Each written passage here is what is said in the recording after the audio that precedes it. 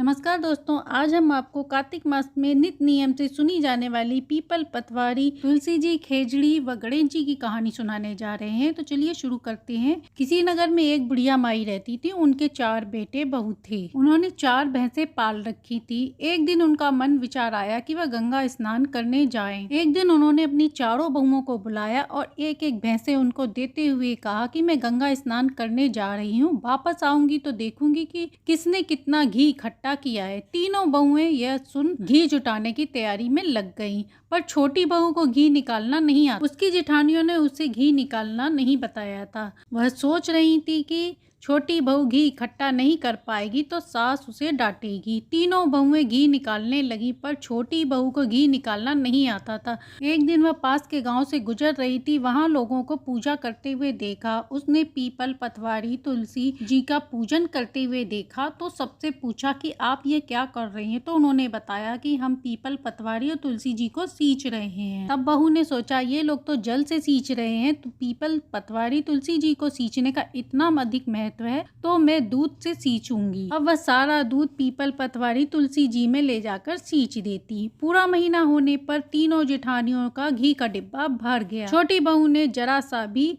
घी नहीं निकाला था। वह सारा दूध पीपल, पतवारी, तुलसी जी, गणेश जी में सींच देती थी। एक दिन बहू पीपल, पतवारी, तुलसी जी के पास जाकर रोने लगी। तब उसमें से आवाज आई कि तुम क्यों रो रही हो। बहू ने बताया कि मेरी सास ने कहा था कि मैं आकर देखूंगी कि किसने कितना घी इकट्ठा किया है। अब जब वह आएंगी तो मैं उन्हें क्या बताऊंगी। मैं तो सारा दूध यहीं चढ़ा देती थी। पतवारी माता ने कहा तुम ये कंकड़ लेकर जाओ और 4 खाली डिब्बे में रख देना, इससे चारों डिब्बे घी से भर जाएंगे। उसने ऐसा ही किया। अब सासू माँ घर आई और बोली चलो सब अपना घी दिखाओ, किसने कितना घी जोड़ा है। तीनों जेठानियाँ अपना अपना डिब्बा लेकर खुश होकर आ गईं कि अब छोटी बहू को डांट पड़ेगी। छोटी बहू आई, साथ में 4 डिब्बे लाई।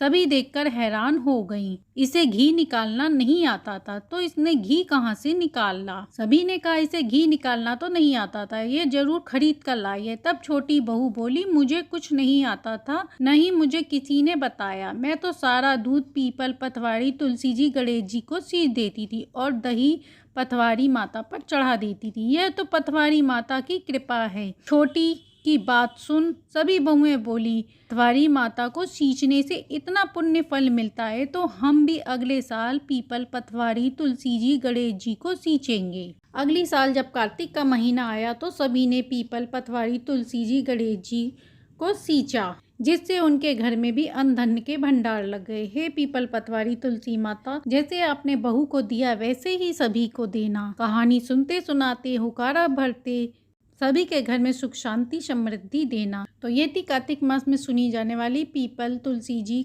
पतवारी माता, गणेश जी की कहानी। अच्छी लगी हो तो लाइक एंड सब्सक्राइब करें।